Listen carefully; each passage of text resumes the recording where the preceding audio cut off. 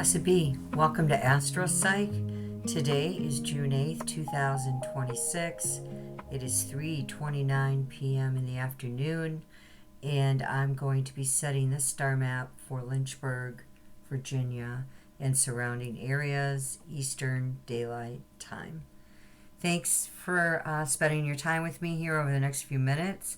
I'm going to be talking about the Cancer in Jupiter in the exalted position, and Venus in Cancer, and Mercury also in Cancer, where we will see Venus conjunct Jupiter tomorrow very early in the day. I have this set for 8 a.m. and we'll see Venus in Jupiter at 25 degrees. And that is what I want to briefly talk about and just bring some information into you about that conjunction, what it means to me personally, as this is a very personal transit for me. I have a ninth house sun at 26 degrees. I also have Hecate there in front of my sun just by a few minutes at 26 degrees. So this Jupiter is hitting directly my conjunction to Hecate, and then it's already gone through my North Node, my Sappho, my Venus, my Sirius star, and my moon and my vertex that has all been in Cancer up there in the ninth house. So I felt this transit before. We had this last year in August. It was at 13 degrees, August 2025, when it conjuncted, and that, of course, would have hit my first house ascendant and trined it. So it was a prelude to what would be coming at this promised time, which is a time I'm going to go into astrologically of a very beneficial time. And if you would have been around my life since about the beginning of May, you would say, what are you talking about? Beneficial time, Jupiter exalted in Cancer, most able to express itself in its most perfect form. It's sitting there in a high degree of strength, right? Why didn't all this bounty come to me? Why was I having some occurrences come up in my own life directly related to my home that, didn't look very beneficial at the time that they occurred, but they're doing a deeper work. And at times it gets really hard to see that when you have this energy going on outside. Of course, we're speaking of Uranus in Gemini, speaking of Neptune now in Aries, and speaking of Pluto in Aquarius. If you've been following me or listening, you know that we're in revolutionary times. We are in a great time of transition, change. Deconstruction happened already when Pluto was in Capricorn there. Now we, the people, have a voice here as we're pouring our truth out as the water bearer in fixed air, intellectual energies, intelligent energies, cool, rational energies that want to pour out. But we could see Cancer is an emotional sign. And so this isn't often the first place Cancer goes is the rational, logical realms. She operates in a complex, deeply intuitive way that acts as like an emotional bedrock, is the best way I could say it, of the zodiac. She rules the fourth house cusp, the midnight time of the chart, the darkest time of the night. She's the deepest roots in the home. We're always hidden and not seen, the subterranean of the chart. So here we also have the Vedic version of astrology that approaches it a little bit differently, but the core essence remains tied to the archetype of the cosmic mother. So for such a time as this, Jupiter, with all these other things going on in the sky, is speaking a very benevolent, complex, yes, deeply intuitive, as I said, emotional message that she's asking us to look at as Venus has joined the conjunction exact. And this is just a very, very beneficial situation as we have another benefic Venus step forward and join the already exalted Jupiter. So what you want to look for in your own charts and in progression is that 25 to 26 degrees of Cancer and Venus and Jupiter there in conjunction. And I am going to go over that if you want to stay and listen to the end. Towards the end here, I do go over every house and sign and where you can expect this to be resonating for you. So Western astrology views Cancer through the cardinal water lens, and it's a sign of the summer solstice. It is a cardinal-led sign that moves the wheel along with the first house, the seventh house, and the 10th house. These are the most active angles on the entire chart. So if we have any action with these signs, these degrees, also it's important to note we round up to 26. We always round up, use that Sabian symbol at 26. We're sitting at 25 degrees in minutes. So the 26 degree is a critical degree when it's in a cardinal sign. And those degrees are 0, 13, and 26. So for me, 13 degree last August, that was lighting up something for me of a very beneficial and powerhouse nature, because I have a stellium up there in the ninth. For me personally, I have, like I said, all those other planets and positions and stars. So it's important to see what else is going on and where this is hitting for you. But certainly all Cancer cardinal degrees of 26 in your chart. This is being activated, and it's something that you want to take a look at, and you should know the pluses and the challenges. Yes, we know energy is bountiful here of a high Venetian Jupiterian nature, but sometimes too much can just be that, too much. And we need to be careful, and I'm going to talk about that, as we must also bring in now Chiron at 29 degrees in Aries, in that conjunction with Aries, closing out a powerful message at this time for all Aries and Cancer relationships. Something's being addressed here between those two cardinal signs that certainly could be of a high beneficial, truthful, honest, I want to say come to Jesus moment, because the ninth house is the house of Great Spirit, right? Known as the house of God in Hellenistic astrology. House of journeys, therefore, far away, long distance journeys and traveling, our belief systems, life seen in a philosophical nature, and life seen as a quest and a mission, and again, a religious house. So other beliefs, other traditions from around the world, long distances, all come into play here when we bring in Jupiter, the ninth house in the zodiac, and in Cancer, because Cancer is being in an exalted position there with Jupiter.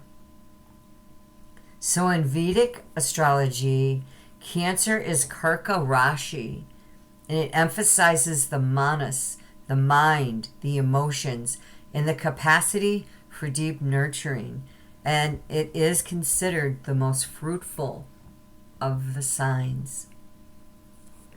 Also governed by the water element, and characterized as Brahmin, teacher, priest, Varna, focusing on wisdom and protection.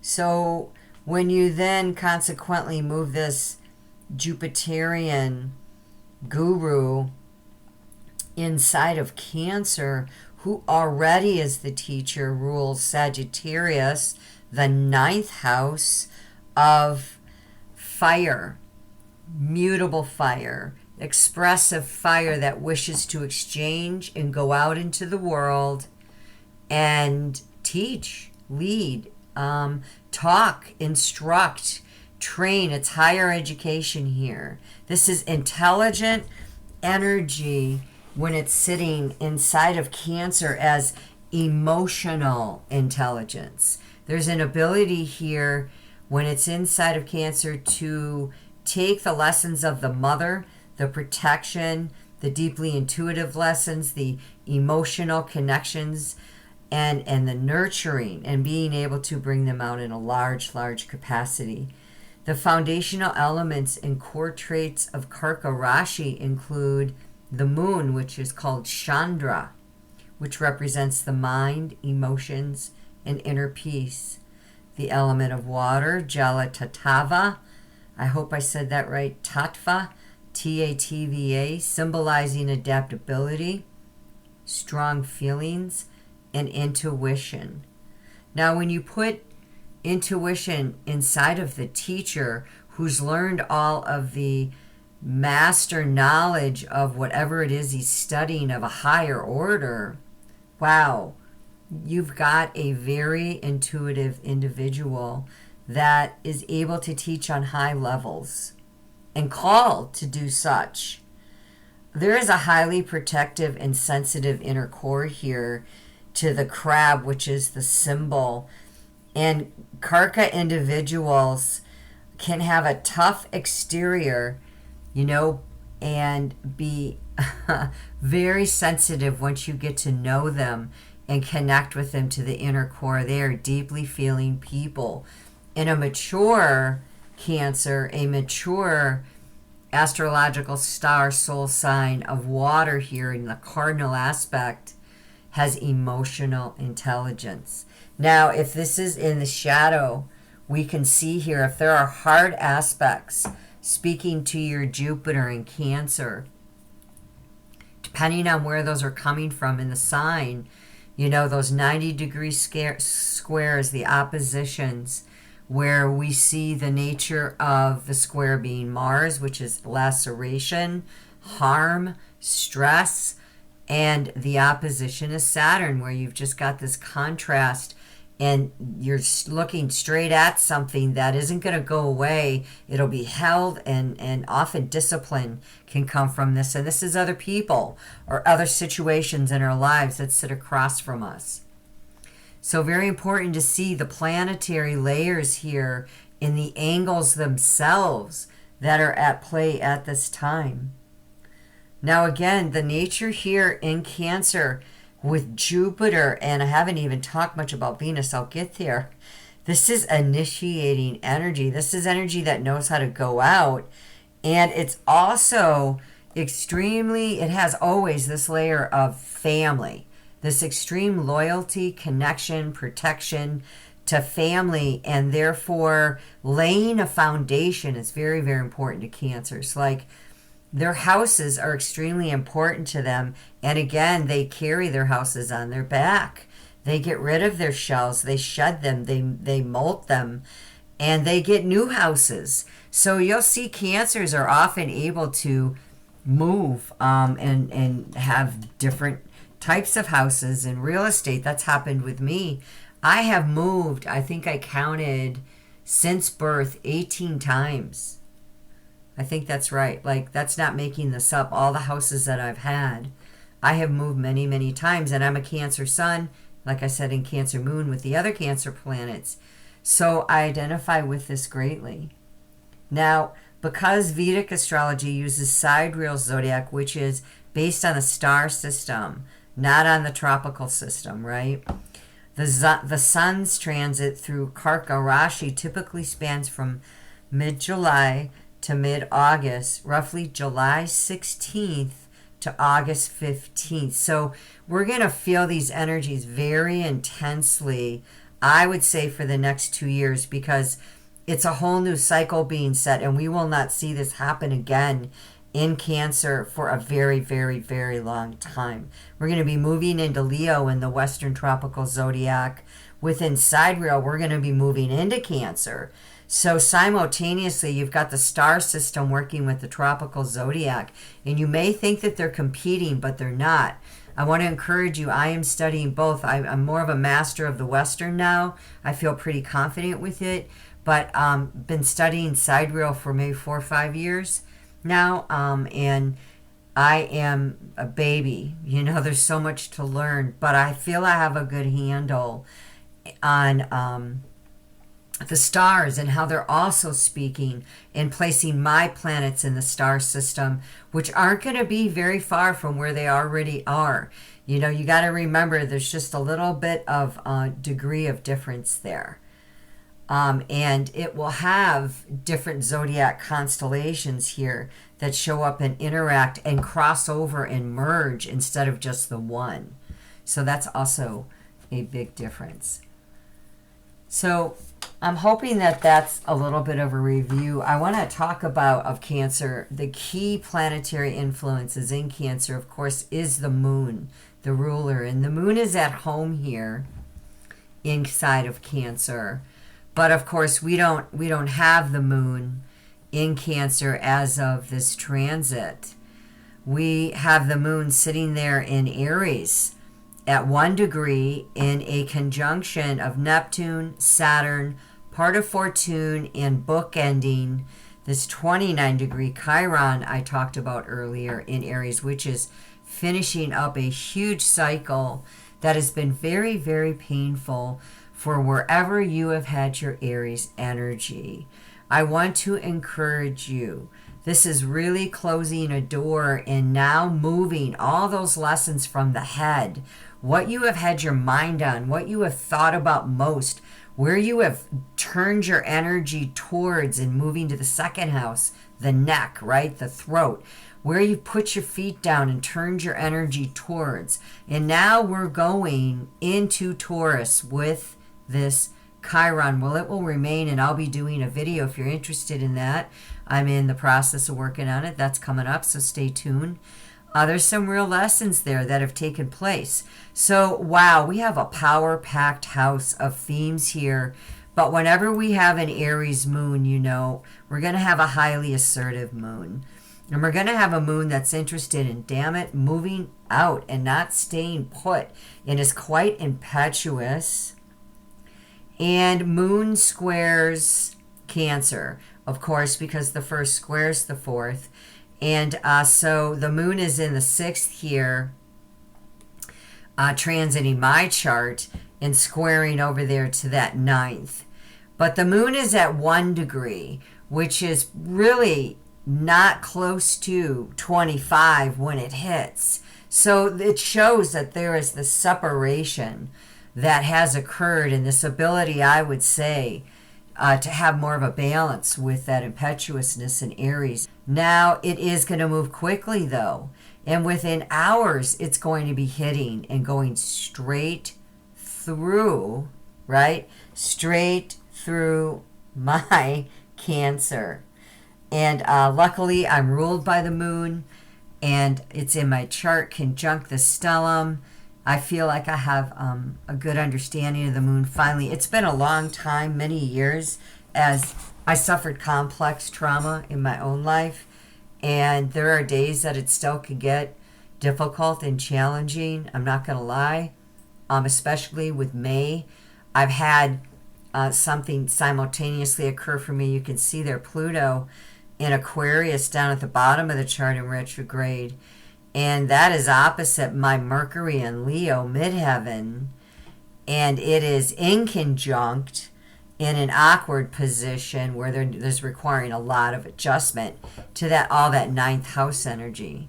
The good news is Venus is traveling and Jupiter's traveling and going to be in Leo, conjunct my Mercury. So this is good for me personally, as I have Mercury there and Jupiter's moving in there. So I am also putting my information out, choosing this day because of that conjunction in the 9th, which is broadcasting, podcasting, and being the teacher guru is exactly what I'm supposed to be doing at this time.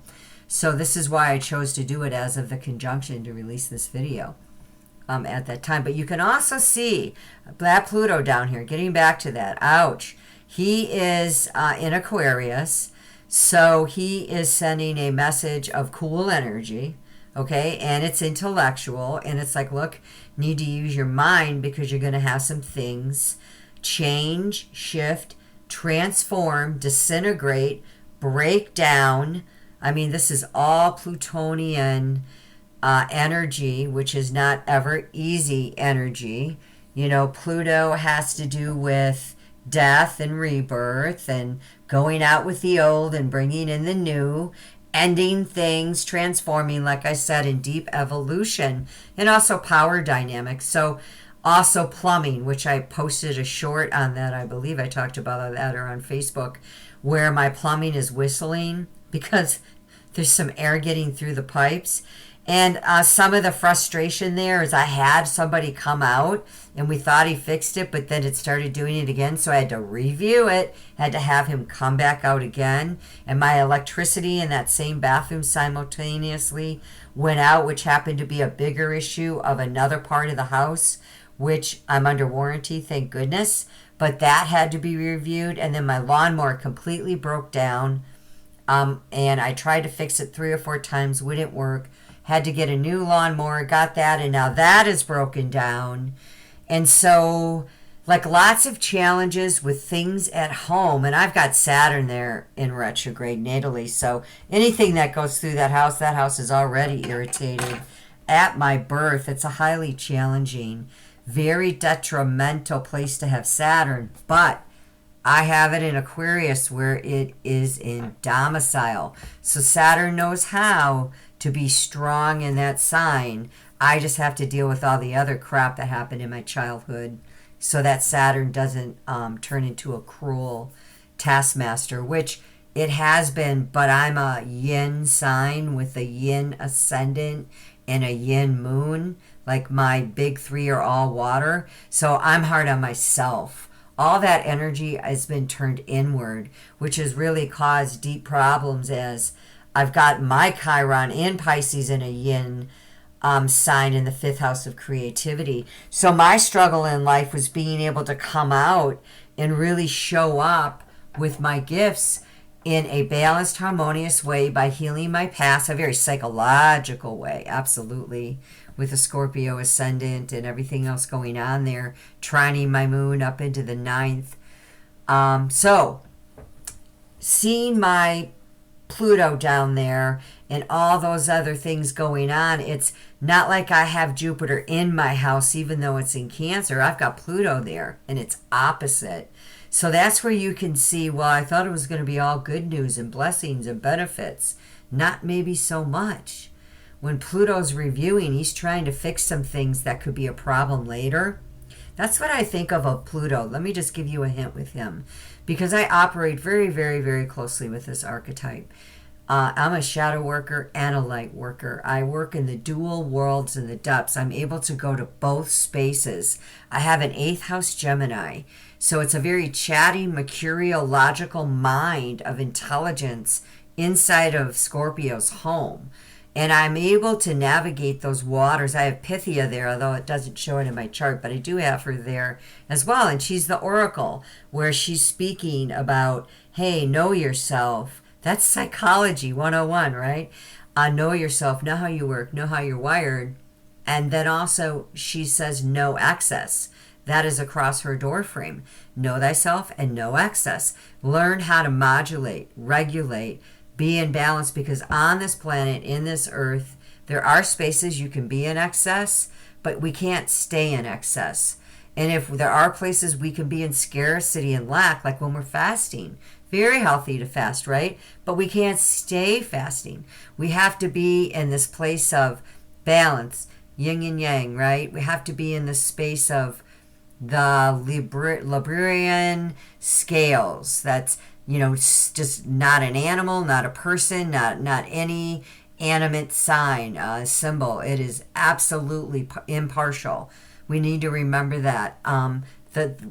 What happens is when you've had a lot of trauma, like I have, you don't know how first to regulate. Okay, that's the biggest thing. So your neuroplasticity is always at work, changing and growing, and you have a also set frame from the way that you were imprinted as a child that has created a program, and it has caused your organs in your brain to act and respond a certain way. That's just a really layman's term to talk about your amygdala, your limbic system, your fight or flight with the amygdala, your hippocampus, your memories, your thalamus, logical mind, neocortex, cognitive functioning, and that whole thing all the areas of the brain that make us who we are in our programming and how we respond to life.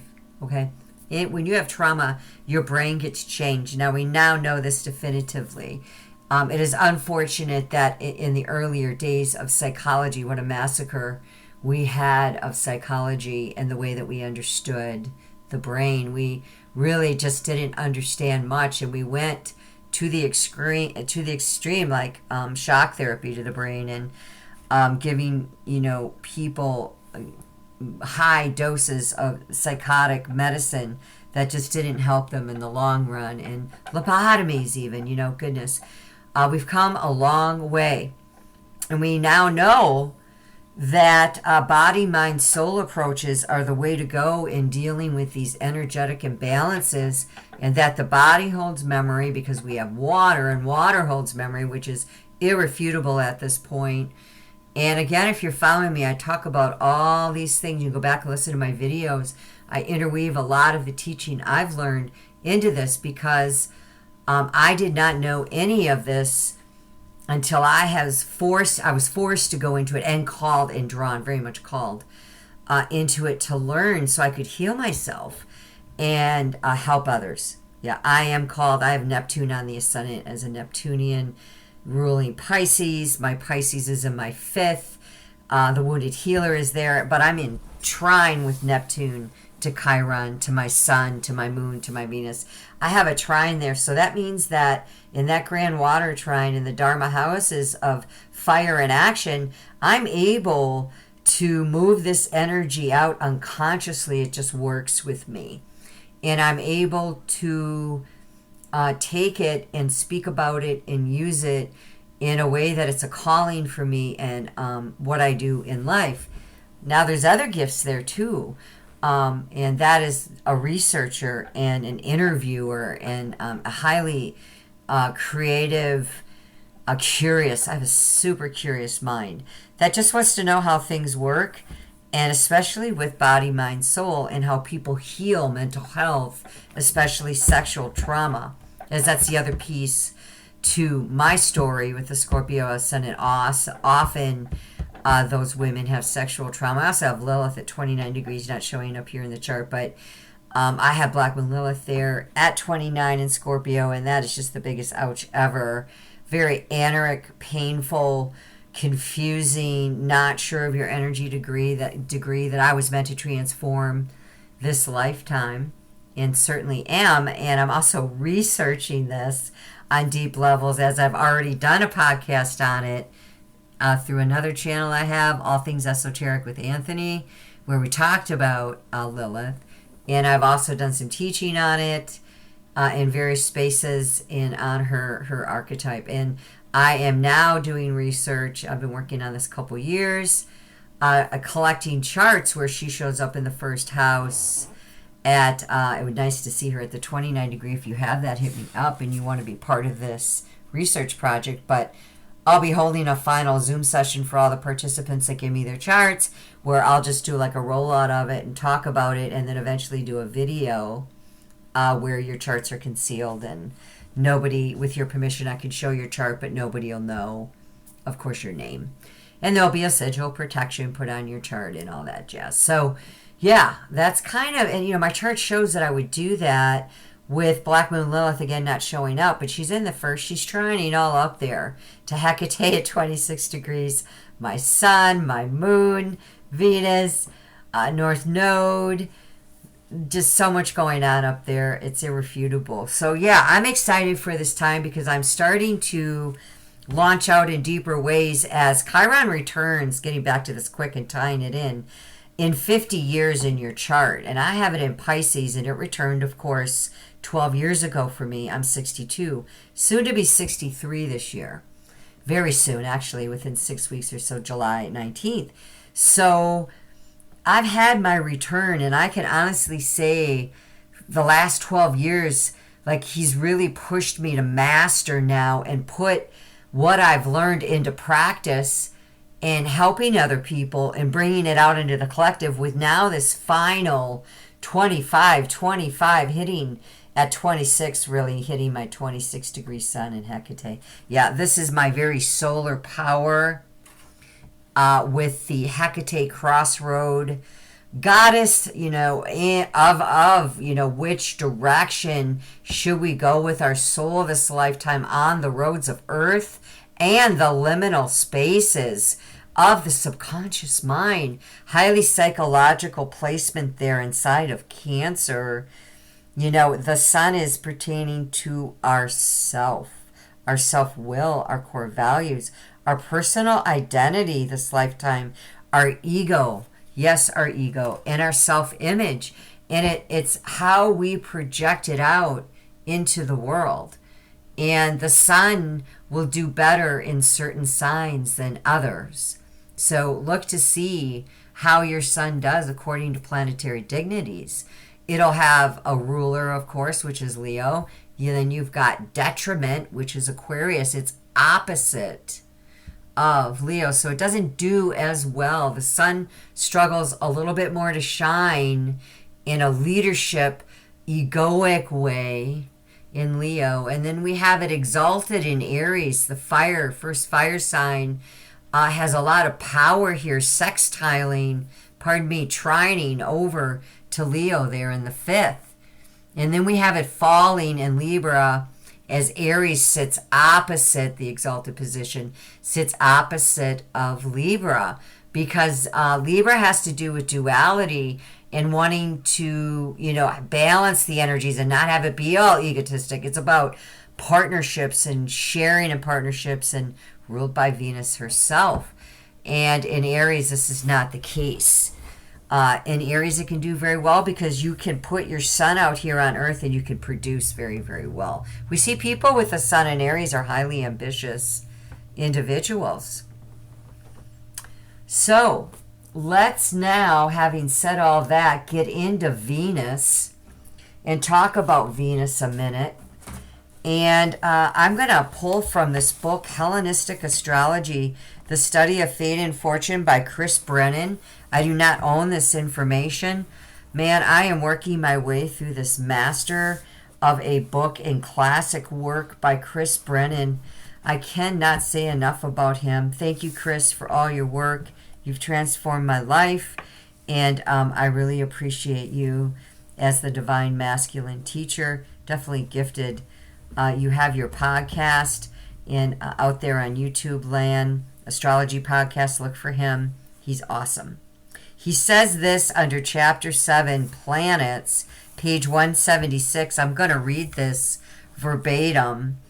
Venus, Aphrodite, the light bringer, phosphorus. Venus is desire and love and signifies mother and nurse. She makes priesthoods, public benefactors, wearers of golden ornaments, the wearing of crowns, merriment, friendships, companionship, the acquisition of additional property, purchasing of ornaments, reconciliations for the good, marriages, refined arts, pleasant sounds, music making, sweet singing, beauty of form, painting, mixing of colors, and embroidery, purple dyeing, and perfume making. Both the inventors and also the masters of these professions, artistic or commercial works involving emeralds and precious stones, ivory working. I want to pause there for a minute and bring you to the attention of my thumbnail. Everything there on the table is from my gardens on the property, of which I am highly attuned to and use in rituals and use to bring in the energies and work with them. Everything is intentional on that table, and as are the precious stones and crystals. So there's a power there when you begin to work with what already represents these energies, and you create a beauty mandala, I'm called to do those. So you'll see those throughout my thumbnails. That is all my energy, and I place an attunement on there and a blessing as a Reiki master. So just by staring at that picture and sitting with it and looking at it, you can receive energies from that just by the way that everything is arranged and what everything represents. And the purple candle is not random. Venus goes with purple. I have a Cancer Venus, and that purple candle is lit deliberately. Also wanting to bring the white lights in on that thumbnail, really on each side, the balance of Libra. I just see her white, meaning, she's completely impartial. She is just that color. She is what she is, and she stands proud and tall as a centaur on either side of that mandala. I continue reading, those who spin gold thread decorate with gold hair cutters, those who are fond of cleanliness and play. She brings to pass within its own boundaries or degrees of the zodiacal signs, and she grants the office of market overseer, measures, weights, trades, shops, giving, receiving, laughter, rejoicing, order, aquatic animals. And she gives assistance from royal women or relatives and secures a remarkable reputation when Venus cooperates in such matters. Now, this is important. I pause again. In Hellenistic astrology, there was a cooperation that was seen here. There's an ask of you. Also in alchemical magic and I would say astrology, there is an ask of you to participate. And oftentimes, to sacrifice, like cut the plant, cut the leaf, burn the dried herb, steep the mint, cut it from its source, put it in your tea, put it in water, burn, all these things come together in an alchemical matter. And there's a cooperation that is required. Very, very important. This is why we cannot underestimate the power of free will. And it is your sun, your vitality, that allows you to have your free will. If your sun is debilitated and damaged, work at getting the sun strong. And your moon next. Very, very important as it rules the mind and the emotions. Of parts of the body, she rules, I continue, the neck, face, lips, nose, and the front parts, from the foot to the head, the parts of intercourse, of the eternal parts of the body. It rules the lungs. And Venus is also the nourishing of another who is capable of receiving and of pleasure, of substances. She rules precious stones and multicolored adornments. Of produce, she rules the olive. She is of the nocturnal sect, the color white, and very oily in taste. Okay, I now want to turn to Venus in Cancer. This is going to bring a desire for deep, deep emotional connection and nesting. Nesting, nesting, nesting. It seeks beauty in the home and expresses love through caretaking and loyalty. There is a calling of protection to the others with Venus in Cancer. My goodness, has this been a theme of my life where I can't tell you how deeply I've had to, at times, really go to that which works with me this lifetime, my guides. And I would say Jesus Christ is definitely one of them. Holy Spirit, I would say, take that for what it's worth to you. I would say Hecate. I would say Lilith. And this probably makes no sense to some of you. But if you work in the realms of symbology and what it stands for, this is what I'm talking about. We see these themes in my own life, how I've been called upon to this lifetime with Saturn in my fourth house. There's a restraining me, pulling that energy down back into home in my relationships. So there's been a lot of lessons there, and I've also really been there, I feel, for my children, or wanted to be. At times there has been conflict, for sure there is with any Venetian relationship. My goodness, Venus is that lusty earth planet. She's not Neptune, the higher octave that is sitting on my ascendant in Scorpio, asking me to clean that things up by going very deep and then very high and exalting my energies. So seeking of the beauty here in Venus, Cancer, seeking home, home, home, and expressions of love. So Jupiter, again, exalted. And I want to talk for a moment about the malefics 185 of this book as well, he states, as a general classification, Venus and Jupiter are said to be the two benefic planets, while Mars and Saturn are the two malefic planets. Mercury is said to be common or neutral, incapable of acting as a functional benefit or malefic, depending on whether it is more closely associated with benefit or malefic planets in the chart.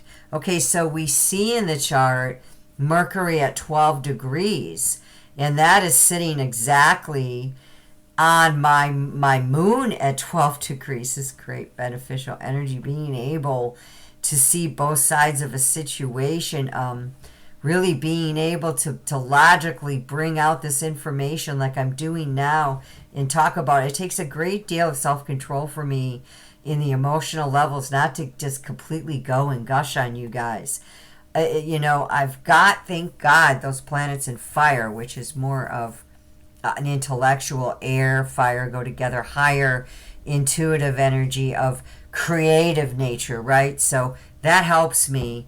If all of that would have been all in a water house, oh my, I don't know. I don't think things would have ended up the way that they did. In fact, I know they wouldn't have, as I've studied psychological charts where they've, harmed people and done things really bad. It's where we see the water isn't able to be used in a functional way. The water gets all caught up in harsh aspects and angles where it doesn't know how to maneuver its energy. And Jupiter brings freedom. Venus brings love.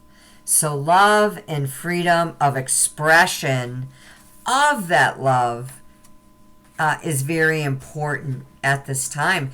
It is coming out through me today and sharing with you that there is the ability to see that happen.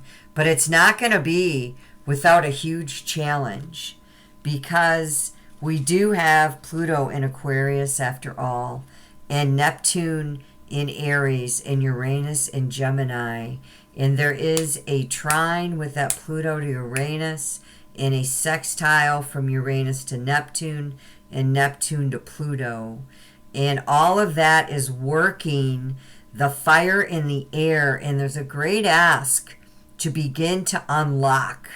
Now we know Pluto's in retrograde, but that is reviewing where your fixed thoughts, beliefs, air energy, where that is showing up for you and how it's under great change at this time with everything else that's happening in these outer planets, with the occurrences overseas in the United States, with the financial situation the way it is, with the threats of another virus and talks of that, with us seeing where AI is in these data centers, with the continual exposure of the corn, I can't say the word, and the industry of a lower vibrational nature not quite being what we thought it would be for women, and this new expression rising up. There's been a real theme of this, of, hey, maybe you bit off more than you chew, Venus and Jupiter, and you need to move your energies to a more balanced emotional nature that is beneficial for the home and the family and others considered besides the self. That's definitely a message coming out at this time. So page 173 from Chris's book, Hellenistic Astrology, The Study of Fate and Fortune. He talks about Jupiter, and I want to read this as well. Jupiter, Zeus, the radiant one, Pantheon. The star of Jupiter signifies the begetting of children, childbirth, desire, love, alliances, knowledge, friendship with great men, abundance, payments, large gifts, an abundance of profits, justice, authorities, governments, honors, heads of holy places, arbitration of disputes, trusts, inheritances, brotherhood, fellowship, adoption, confirmation of good things, relief from bad things, release from bonds, freedom, entrustments, wealth, stewardship. Of the parts of the body, he is Lord of the outer thighs, the feet, for which reason it also produces running in athletic contests. Internally, it is the Lord of semen, the womb, the liver, parts on the right side of the body. Of substances, he rules tin. He is of a diurnal sect, that's daytime, sect because he rules the ninth house, gray and mostly white in color, and sweet in taste.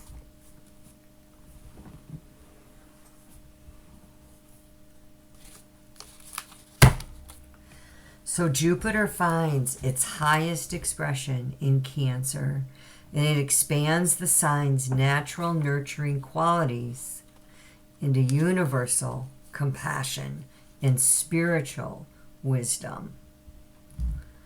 So we've got this Jupiter exalted position in Cancer, bringing expansive, benevolent,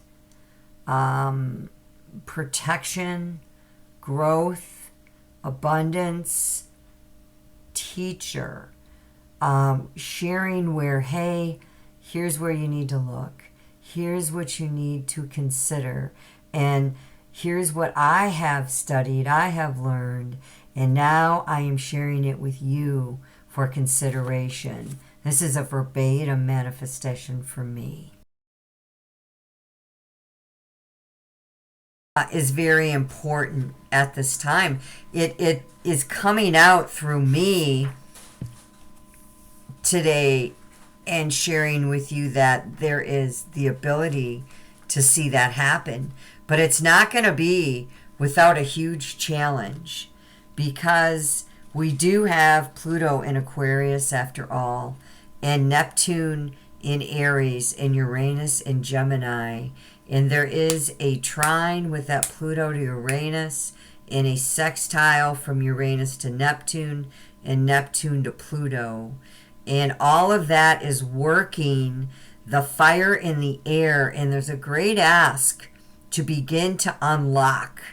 Now we know Pluto's in retrograde, but that is reviewing where your fixed thoughts, beliefs, air energy, where that is showing up for you, and how it's under great change at this time with everything else that's happening in these outer planets, with the occurrences overseas in the United States, with the financial situation the way it is, with the threats of another virus and talks of that, with us seeing where AI is in these data centers, with the continual exposure of the corn, I can't say the word, and the industry of a lower vibrational nature not quite being what we thought it would be for women, and this new expression rising up. There's been a real theme of this of, hey, maybe you bit off more than you chew, Venus and Jupiter, and you need to move your energies to a more balanced emotional nature that is beneficial for the home and the family and others considered besides the self. That's definitely a message coming out at this time.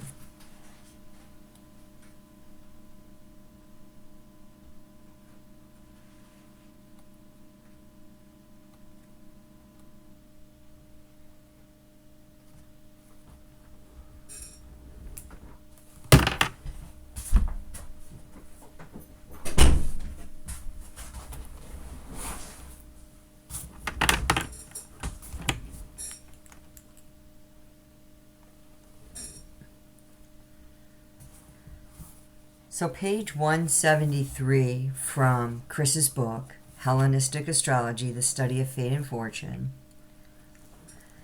He talks about Jupiter, and I want to read this as well. Jupiter, Zeus, the radiant one, Pantheon. The star of Jupiter signifies the begetting of children, childbirth, desire, love, alliances, knowledge, friendship with great men, abundance, payments, large gifts, an abundance of profits, justice, authorities, governments, honors, heads of holy places, arbitration of disputes, trusts, inheritances, brotherhood, fellowship, adoption, confirmation of good things, relief from bad things, release from bonds, freedom, entrustments, wealth, stewardship.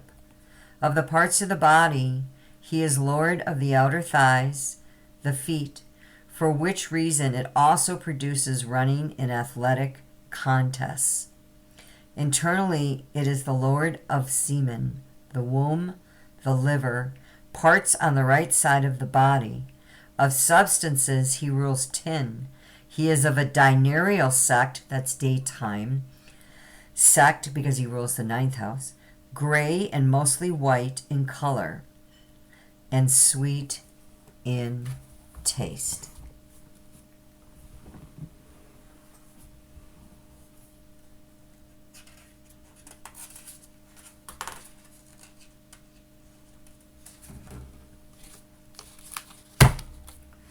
So Jupiter finds its highest expression in Cancer, and it expands the sign's natural nurturing qualities into universal compassion and spiritual wisdom.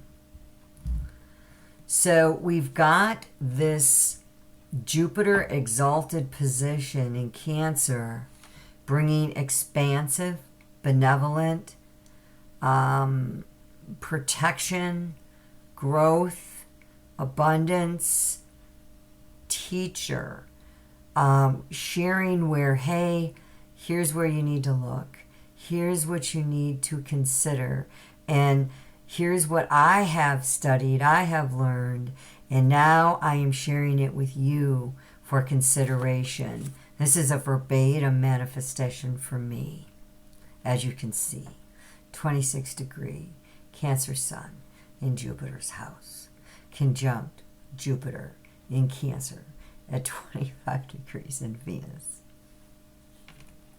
So Jupiter is in Cancer is going to be the sign of the mother teacher who becomes one who nurtures the souls of people. And the soul deals with emotional realms, not the logical realms of Mercury, of Gemini, and Virgo, where it's kept in this rational space.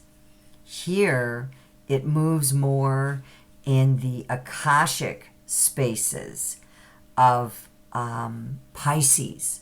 And this is where we see Jupiter also is the Lord not only of Sagittarius, but of Pisces. The highest water sign rules the 12th house in mutable waters. So Jupiter is the planet of Akasha, ether and space.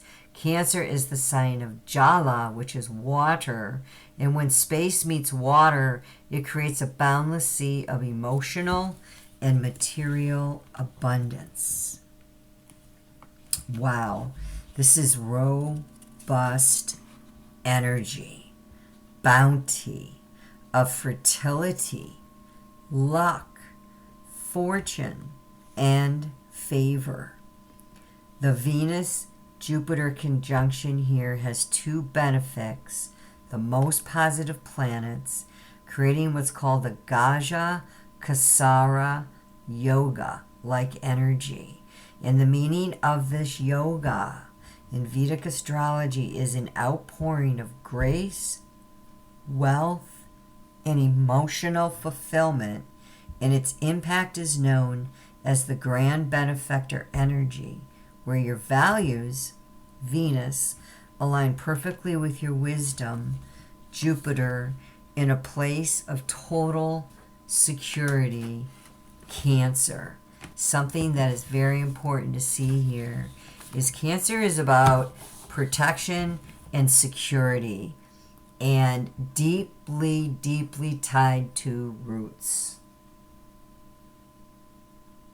It is asking us right now to expand the knowledge obtained in our deeper roots to a higher space of a more communal, easier flowing, higher chakra, higher vibrating, etheric, akashic energy that will allow you to then manage those roots and whatever is happening, because this is Cancer energy. This is the IC, the immune Koli, the most sensitive part of the chart here. So wherever your IC is, you need to find that, because that is also another layer of what is trying to speak here. Now I want to bring in the 29 degrees of Aries Chiron for just a moment, and this message here going on as it's going to be moving into Taurus. With Chiron at 29 degrees, this is known as an anaric degree of crisis. So a crisis degree of healing, because it's within Chiron, which is the archetype of the wounded healer. And it's acting as a backdrop here. And the Venus-Jupiter conjunction in Cancer is going to play out differently across the houses depending on where this lands for you. But it is a square. 29 does square 25, or 0 then becomes a highly erratic position because that 25 is going to move into the 0 degree Leo. So there's something that is requiring this adjustment here between 29 and 0 degrees. If you have this anywhere in your chart with Aries, Chiron, boy, this is a huge moment for you at this time. There's potential for incredible, either, again, can be shadow if there's a lot of acerbation. You could be a great break of the IC at this moment because it's squaring. A great shattering, a great laceration. This has been an active square here for a while to the to the 4th. So whatever planets that you would have there from the 1st to the 4th, depending on where this is landing for you, that would be Aries and Cancer. This is going to be another layer of ouch for you. And if you have planets there at that exact degree, this is really challenging, depending on how that plays out for you, because it creates this tension between your deepest wounds, Chiron, and your greatest blessing, Venus and Jupiter. And it's like trying to show you something, trying to enlarge I would say the voice of God, the voice of spirit. We cannot look, according to home. It's up in that 9th concentration with Jupiter, and the 12th, which is Pisces, the highest of the high. This is where Jupiter rules, those two signs. And so that layer has to be brought in that message. Now, Chiron, if you haven't studied Chiron, I did an All Things Esoteric Chiron video with Anthony as well. You can go over and find that on YouTube. But I also interweave Chiron in a lot of what I do. But Chiron is the archetype of the wounded healer. And Chiron's ultimate gift, I believe, is synthesis. His true gift was the ability to bridge the gap between high spiritual wisdom and knowledge and raw physical reality. This is why he was the teacher, the master. He knew all the arts of alchemy, magic. He was a higher vibrational healer. And he took what was wild and was forced to refine it. And he takes our wounds and turns them into wisdom. So there is a deep wound that's looking to be transformed here at this anaric degree, and an opportunity for that to happen if you'll work with the square. And it's an ask of you to absolutely look at things from a completely different perspective. It's not easy.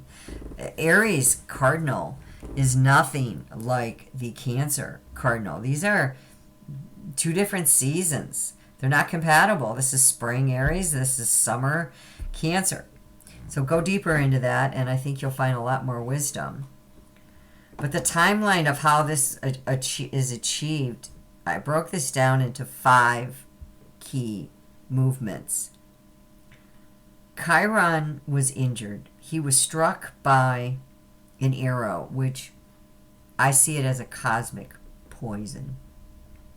He was wounded by Hercules with an arrow that had been dipped in the lethal Hydra venom.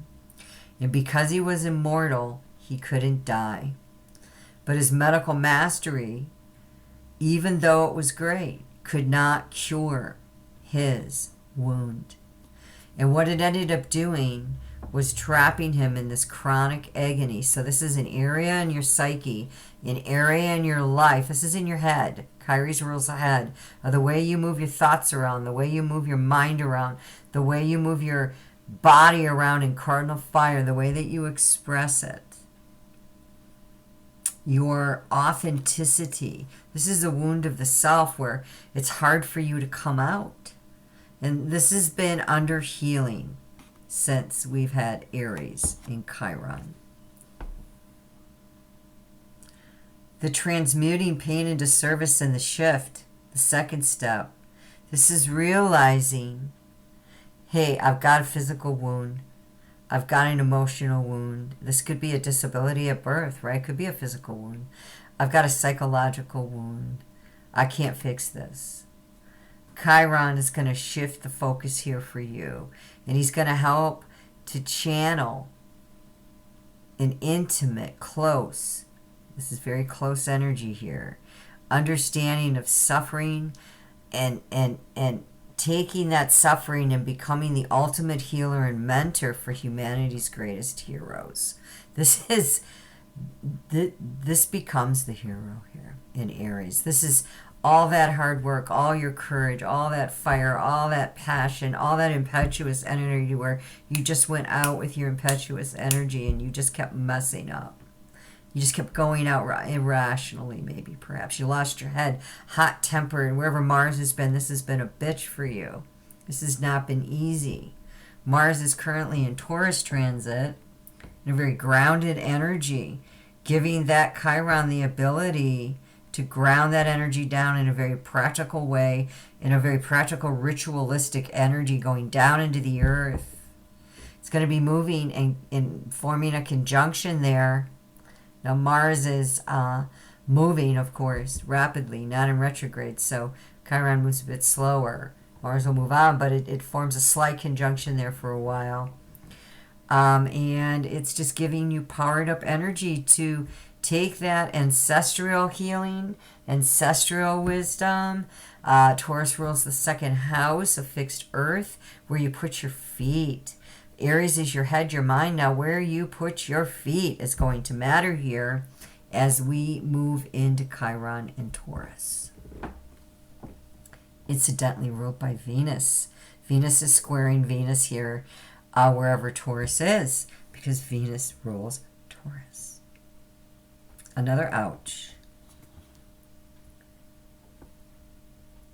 There's a pact with Prometheus, step 3. There's a choice that Chiron makes. He encounters Prometheus, who is chained and tortured for giving fire to mankind. And Chiron says, hey, Zeus, I want to offer a sacred trade with Prometheus. I'm going to surrender my divine immortality and die so Prometheus can go free. So this is this choosing this ego death, choosing this release, choosing to no longer stay tortured and chained with wherever this is hitting your soul this lifetime. Step 4, Zeus accepts the bargain. Zeus is guru. Zeus is Jupiter. Remember, there's that layer.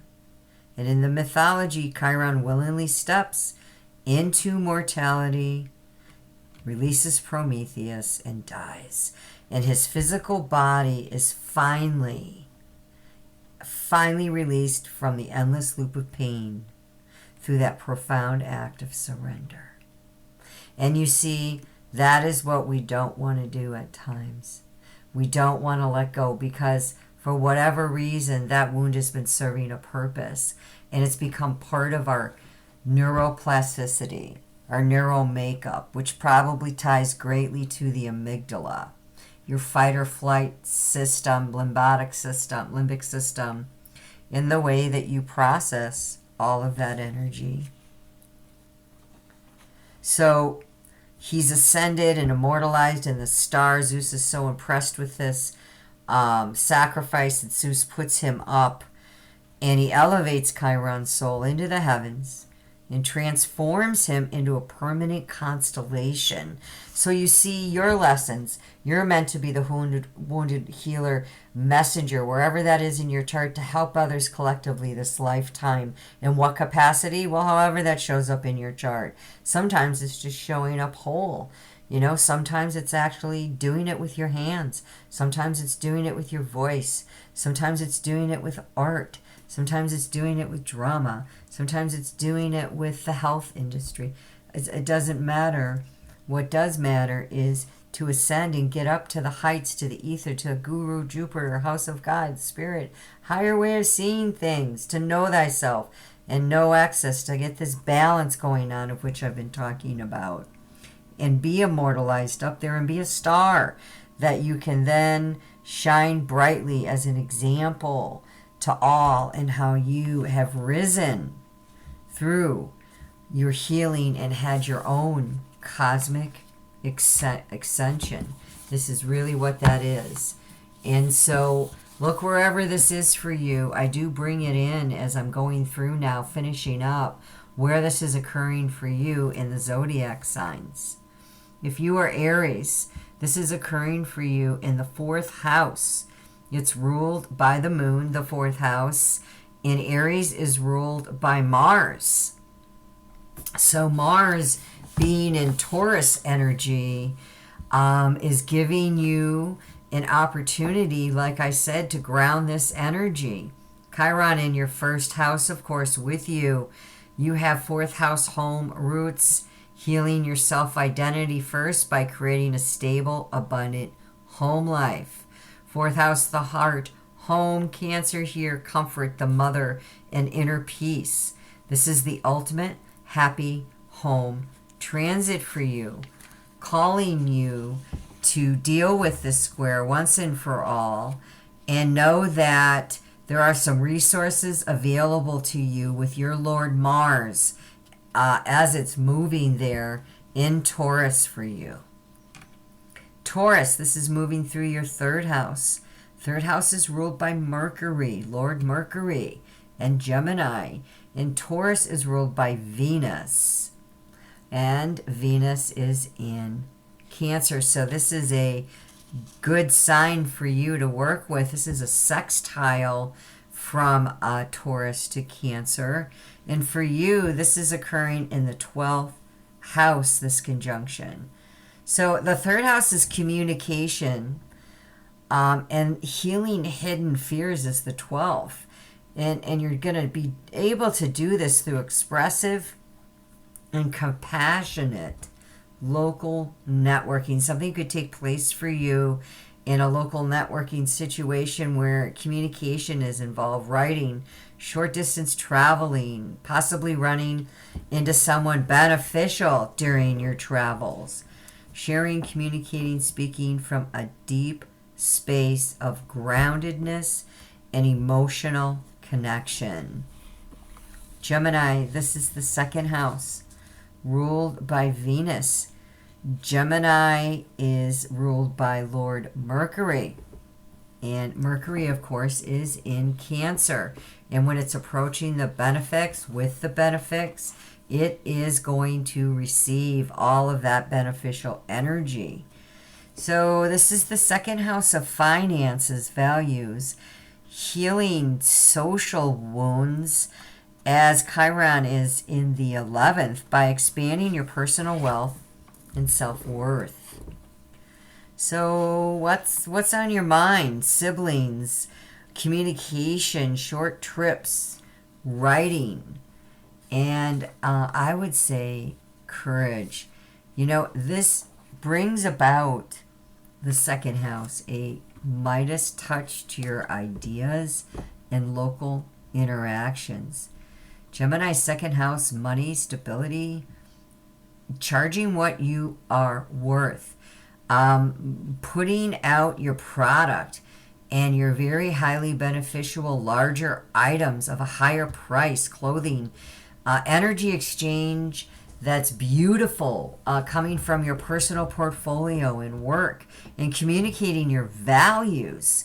What do you stand for? What do you believe in? What is your message? And not holding back anymore, but really letting that shine forth and being seen.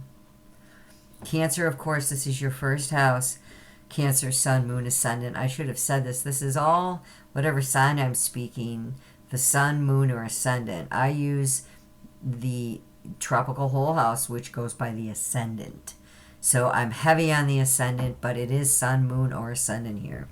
So we put Cancer in the first house, ruled by Mars, the first house.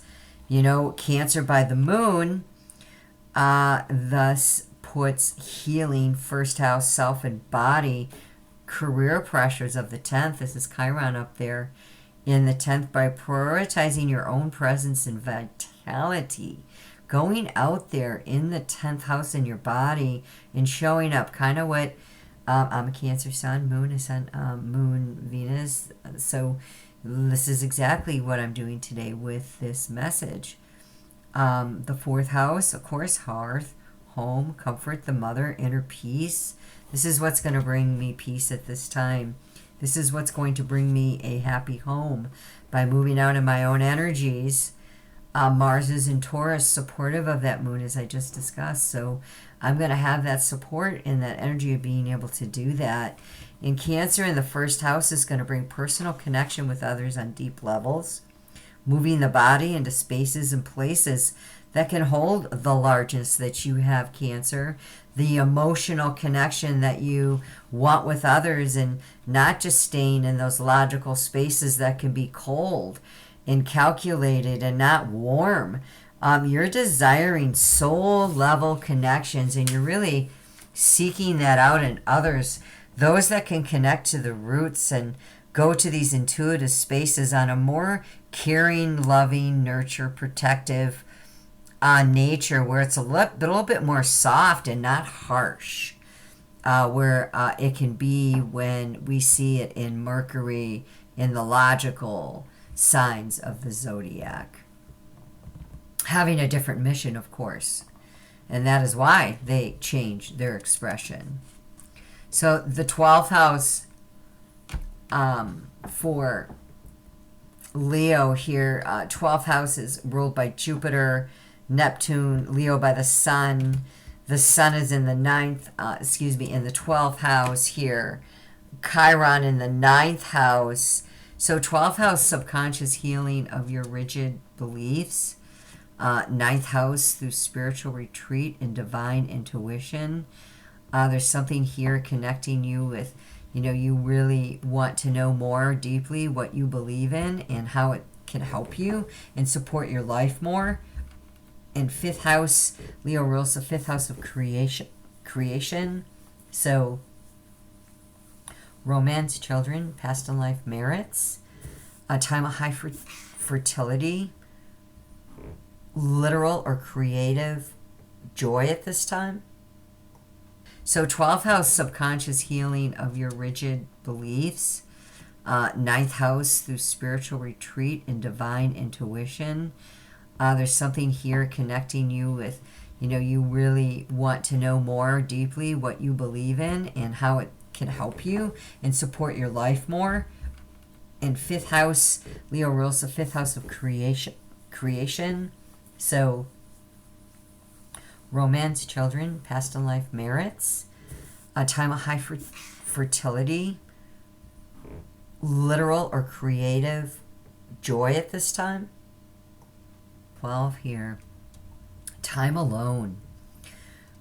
This is really asking you to recharge your batteries. There's been a lot of activity for you where there's been an ask here now for you to, let's do the subconscious work. This is the most, 12th house is the most psychological house, where we do dream journaling, subconscious work, and coming away from a lot of expressive public spaces, more digital detoxing, learning to go with the flow, allowing beauty in and not being so fixed and stuck on your own way of doing things, knowing your value through your subconscious work and release of older patterns. This very much is coming up for you, tying into value. Something that'd be good for you is sound therapy, creative projects, anything to do with releasing your creative projects, beautifying an area, binaural beats online, and listening to really good music that can help with the flow of your internal waters. And a great deep knowledge and exchange with others with different information, foreign places and spaces that maybe you haven't, connected with, that you usually don't think about, different ideas, and listening to those that operate in those houses and have other ideas about how religion or spirituality should be. This could be editing something you've been writing, working on a deep psychological level and teaching it, or taking a course and sharing personal ethics publicly, like coming out with how you believe.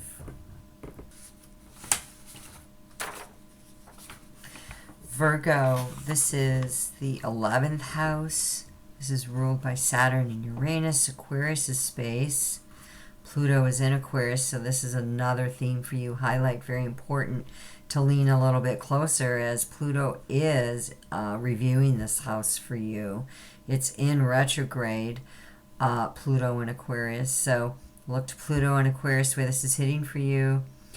Virgo is ruled by Mercury. Lord Mercury is in Cancer, doing very well there in communication with Cancer, sending messages. Cancer works with Earth, and your Chiron is showing up for you in the 8th house.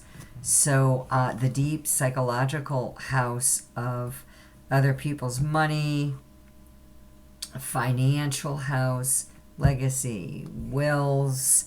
This is the 8th house of death, the house of Hades, the house of intimate sexual bonding, deep wounds, cultic expressions, everything psychologically charged or taboo. So yeah, this is really dealing with some ouches in the way that perhaps you have moved your mind around in your thoughts and expressed your energy out psychologically into groups. Yes, 11th house, groups and gains is where this is showing up. There's an opportunity to heal this.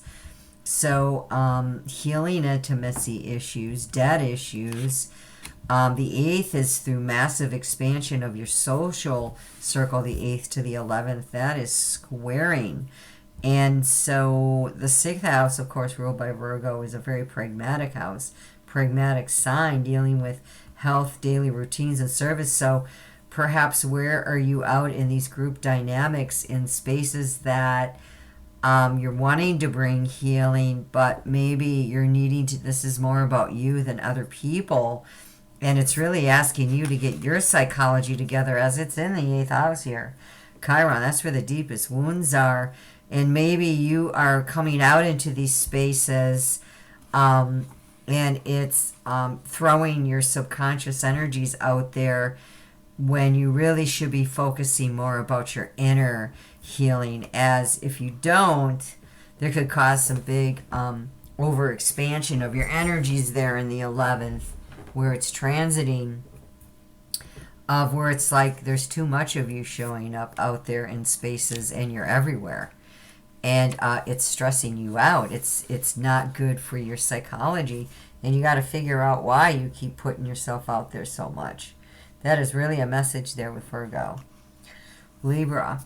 This is transiting for you the 10th house, and 10th house is ruled by Capricorn, Saturn, Lord Saturn. Venus is ruled by, Libra is ruled by Venus. So Lord Venus is in the 10th house, career status. Emphasis in a layer here, and we know Venus is in Cancer. So this is affecting the career and the home for Libras. Healing relationships, wounds, 7th house partnerships by achieving high status, nurturing public role. There's something going on here with the other marriage, business contracts, and it's expanding the quality of your closest bonds, and it's going to bring with your partnerships. You could have a partner that's coming into some very favorable energy, favorable expression that will ultimately impact your midheaven and how you show up and where you're seen in a very public way. We see Chiron, transiting your 7th house there. And the big ouch for you is, using your Aries fiery energy there of the head in your own mind and will, and working with the other. This showing up in the 10th could be lucky projects, lucky dream job, highly visible energy showing up as the best version of yourself, accepting a major public role, places that are going to put you in the spotlight. The 10th house is about branding, where you show up publicly with your brand and allowing the world to see what you have to offer. And also opportunities for great favor. Very, very great fortunate. Connecting with the right people at the right time. But there is some boundary setting needed, and knowing where those are and setting healthy boundaries with Chiron there in Aries. Scorpio, this is 9th house, is ruled by Jupiter, of course, talked about this. Sagittarian house, Scorpio ruled by Lord Mars, Pluto. Mars is in a compatible sign of Taurus. We've discussed this, so there's energy that can work together there for you. And Pluto is in Aquarius, squaring, causing a tension there, depending on where that is in your chart. But the 9th house, again, philosophy, travel, healing, health, and higher education of long-distance journeys. Now the 6th house is the house of debt, where Chiron's hitting here, and this is healing, health as well, and how all of this is connecting back to your very digestion and the way that you process your daily habits every day and the way that you show up every day. And I would say we have to bring in the 8th here, because the 8th is Scorpio, which is the occult and other people's money. So all that is coming together for Scorpio there. The 9th house is shared resources. It is also, the 8th house is shared resources and taxes, loans, doing business with other people. And so with Scorpio having this hit your 9th house, Jupiter, very beneficial, Venus is money and relationships. There could be some movement there for you in the 6th of your daily life, where there's been this deep searching going on, and all of that has been trying to help you with a higher philosophical lesson and a way that you should be exchanging your energy with other in your foreign spaces. And Cancer is, of course, the house and home, where you're moving out. And we've got Pluto for all Scorpio ascendants going through our 4th house at this time. So there's definitely an opportunity for movement there with those topics for you regarding other people's money. Sagittarius, this is occurring in the 8th house for you.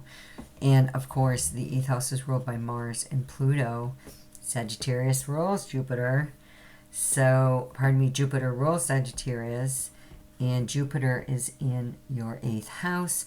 And it's about healing your creative blocks here through deep emotional or financial metamorphosis.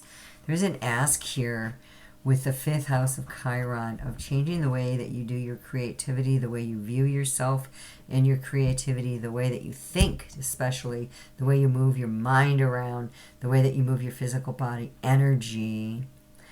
And a Sagittarius, of course, is squaring, are not getting along too well with Taurus. So it's an ask of the 9th house higher mind here, Jupiter, religion, law, and wisdom, the luckiest planet, the most beneficial planet. It's asking you to do this deep spiritual pilgrimage of 8th house matters. So financial house, passive income, rather than income that comes just from a job. You know, it's a house of investments. So it's other people's money, cash flow, loans, mortgages, properties. And it is the house of investments, working on also intimacy issues and bonds with others and providing better options for you than you first thought. So some things are going to open up for you, Sagittarius. There's going to be an opening occurring for you, and it's going to allow you to shift in really strong ways, in ways that maybe you've been holding on. So look for that to come. Capricorn, this is 7th house ruled by Venus. And Capricorn is, of course, ruled by Lord Saturn. So the 7th house is partnership, healing, childhood, home. And 4th house is trauma. So this can be in Cancer, home trauma through an abundant, loving partnership, right? There can be this 7th house, 10th house, 4th house, trying to connect with the right 7th house partnerships. And there's a lot of opportunity here for you, as the 10th house is the peak, right? Ruling Capricorn, ambition and public reputation. So it's success here that's going to occur that is going to feel very nurturing, and it's not going to be forced. And I think that when you come out and through this transit, you will be seen by the way that you handled what you're going through now as a highly benevolent leader to others in partnerships. And there's going to be client agreements and contracts with others of a highly beneficial nature that can come through as this transit moves through over the next, especially 6 to 8 weeks. And it moves into Leo and shifts, but it's setting a seal here. This is not a popular conjunction at this degree, at this critical degree in a cardinal sign. So it's very special.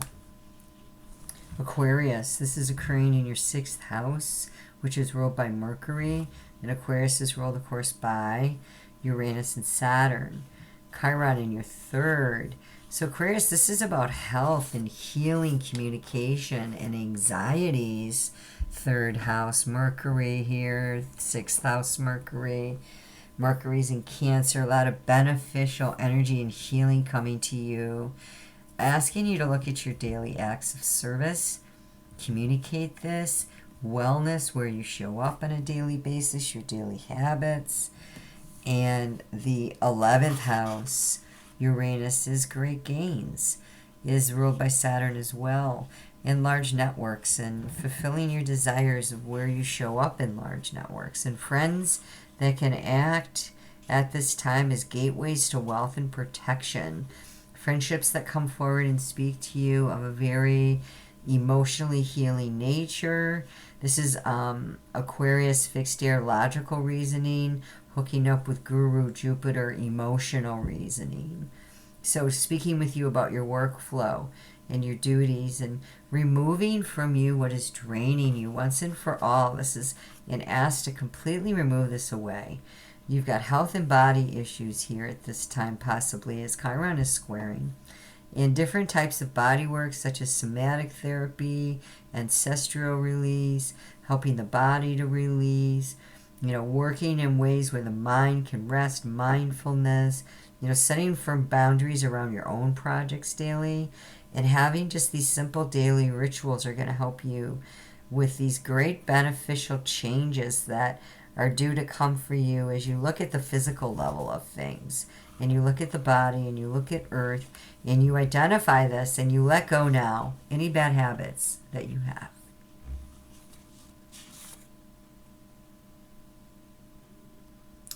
Pisces, this is the 5th house, which is ruled by the sun, Lord Leo, right? Leo's Lord Sun.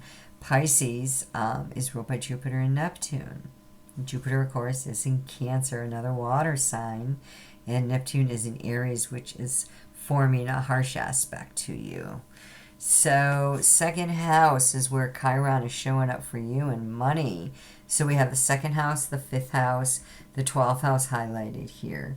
So 5th house, creativity and children, healing financial scarcity through joyous creative expression and play. So, you know, putting that energy out there of a highly Piscean creative nature, it's going to bring a lot of healing. It could bring money for you to that second house. 12th house is the house of the soul, right?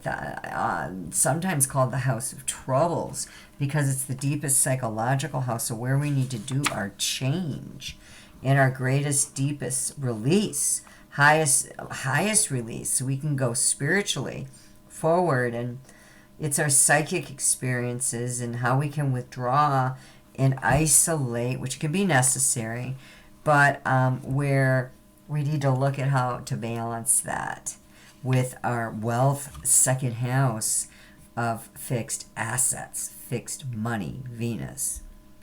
So isolation, charity in the 12th, foreign lands in the 12th.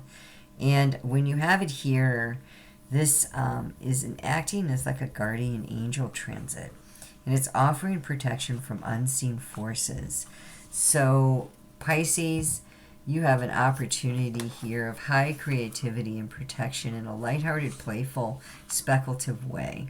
Like take the risk, take the chance, Pisces. Don't stay the victim. You know, come out and actually put your energy out there. Put your creative projects out there. The 5th house is the stage on which we create, and it's a place where we want to express ourselves in large and bold ways. Pisces is soft energy, feminine, that, you know, it holds this energy and it receives and it goes in. But then the fish here swims away that energy. It disperses it. It's not supposed to be held. And they ask here is to move more freely in areas that perhaps you felt disillusioned, foggy, nebulous, and uncertain in your expressions of gifts and your very intimate exchange with others, especially sexual exchange. This is the house of bed pleasures. In closing, I just want to talk about the chakra that is being represented when we're dealing with Cancer. Okay? Cancer is chakra 2, which is the water chakra, the emotional identity, and it's orientated to self-gratification. The orange chakra rules the spleen, and it is the signs of Cancer, Scorpio, Pisces, and it rules taste and feelings, and it's kinesthetic energy. An emotional energy that can take on challenges. It is the life force, the second chakra. It is our energy and our very chi. And it is resembled by the orange chakra, which represents Shekinah, the feminine creation, the feelings, and the empathetic nature. So it's asking us to go into our energy vortex within our body of the sacral chakra, the second chakra. And it's asking us to consider the abdomen, the lower back, our sexual organs, It's related to the element water and emotions and all sexual acts. It connects us to others through feeling, desire, sensation, and movement. And ideally, this chakra brings us fluidity and grace and a depth of feeling, sexual fulfillment, and when in balance, the ability to accept change. So this vortex of energy, it's presenting the ethereal body, and it's within the physical body, housing the sexual organs. So this is a highly creative and magnetic energy that really has the power to do some incredible expressions if we would just move them in the right direction and have them in harmony. So look to the color orange.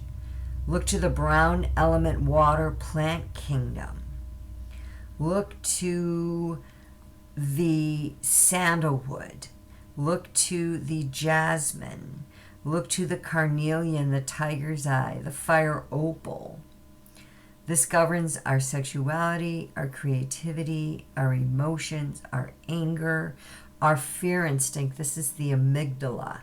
This is the instinct to nurture, our spleen, and our perceptions concerning food or sex.